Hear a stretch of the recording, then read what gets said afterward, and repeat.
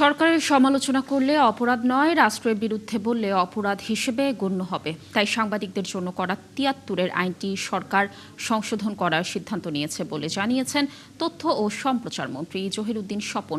সকালে ঢাকা বিশ্ববিদ্যালয়ের গণযোগাযোগ ও সাংবাদিকতা বিভাগের আয়োজিত সেমিনারে তিনি আরও বলেন, ক্ষমতা, স্বাধীনতা ও দায়িত্ব এই তিনের সমন্বয়ে গণমাধ্যমের কমিশন গঠন করা হবে। রাষ্ট্র পরিচালনায় জবাবদিহিতা নিশ্চিত করা এবং দায়িত্বশীল নেতৃত্ব গড়ে তোলা জরুরি বলেও মন্তব্য করেন মন্ত্রী। জুলাই গণঅভ্যুত্থানের সময় অনেক সাংবাদিক তখনকার সরকারকে টিকিয়ে রাখার চেষ্টা করেছিলেন, কিন্তু সেই সরকার টিকে গেলে বস্তুনিষ্ঠ সাংবাদিকতার পরিণতি কি হতো তা নিয়ে প্রশ্ন করেন জহিরুদ্দিন স্বপন। সাংবাদিকদের বাক স্বাধীনতা রক্ষায় আইন প্রণয়নের চিন্তা করা হচ্ছে বলেও জানান তিনি। তবে রাষ্ট্রবিরোধী কর্মকাণ্ড সেই স্বাধীনতার অংশ হিসেবে গ্রহণ করা হবে না।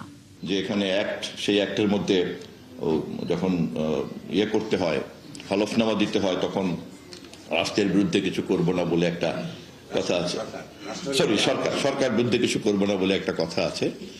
এবং কবির ভাই, আপনার নিশ্চয়ই মনে আছে, যখন আমরা সম্পাদক পরিষদ মাননীয় প্রধানমন্ত্রীর সঙ্গেও কথা হয়েছিল, আপনি সেখানেও মাননীয় প্রধানমন্ত্রীকে এই কথা বলেছিলেন এবং মাননীয় প্রধানমন্ত্রী নীতিগতভাবে তখনই আমাকে সম্মতি দিয়েছেন এবং পরবর্তীতেও আমাকে নির্দেশ দিয়েছেন যে এই ক্ষেত্রে আইনগত পরিবর্তন করে এটাকে রাষ্ট্রবিরোধিতার জায়গাতে আমরা নিয়ে আসবো।